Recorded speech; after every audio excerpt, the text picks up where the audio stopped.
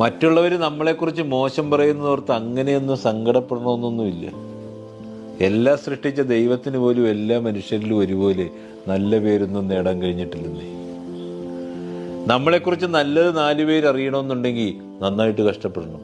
മോശം കാര്യങ്ങളാണെങ്കിലോ അത് നാട്ടുകാരങ്ങ് നോക്കിക്കൊള്ളും. പകയുള്ളവര് അപവാദം സൃഷ്ടിക്കും, വിഡ്ഢികൾ അത് പ്രചരിപ്പിക്കും, മൂഢന്മാർ അത് വിശ്വസിക്കും.